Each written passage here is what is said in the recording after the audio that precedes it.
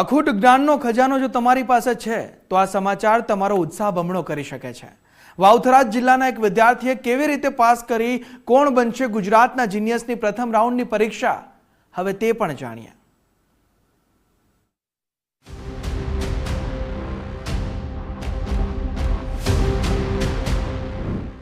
શિક્ષાના સેતુથી સન્માનપત્ર સુધીની સફર। મારું આજે સન્માન કરવામાં આવ્યું। બધા વિદ્યાર્થીઓએ આ ક્વિઝમાં ભાગ લેવો જોઈએ। સતત વાંચનનો મળ્યો લાભ। 30માંથી 26 પ્રશ્નોનો આપ્યો સાચો જવાબ। 4 મિનિટનો સમય હતો, 30 પ્રશ્નો હતા।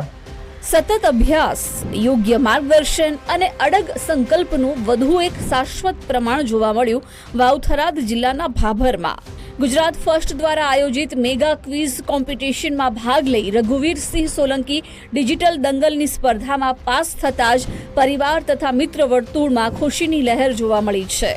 જાગીરદાર સમાજ લાઇબ્રેરીમાં રઘુવીરસિંહ સ્પર્ધાત્મક પરીક્ષાની તૈયારી કરી રહ્યા છે। સાથે જ ગુજરાત ફર્સ્ટ દ્વારા આયોજિત કોણ બનશે ગુજરાતનું જીનિયસના ડિજિટલ દંગલની સ્પર્ધામાં પાસ થતા તેઓ ખુશીની લાગણી વ્યક્ત કરી રહ્યા છે। મને એક વોટ્સઅપ દ્વારા લિંક મળી। એ લિંકમાં મેં ચેક કરી તો ગુજરાત ફર્સ્ટ દ્વારા ક્વિઝનું આયોજન કરવામાં આવેલું હતું, તો મેં એના અંદર મતલબ કે ભાગ લીધો। 1 થી 12માં મારો સમાવેશ થયો છે।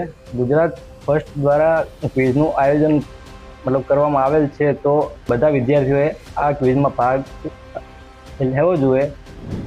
રઘુવીરસિંહ તો પ્રથમ રાઉન્ડ ડિજિટલ દંગલ પાર કરી ગયા। તમે સ્પર્ધામાં ભાગ લેવા માટે રજીસ્ટર કર્યું કે નહીં?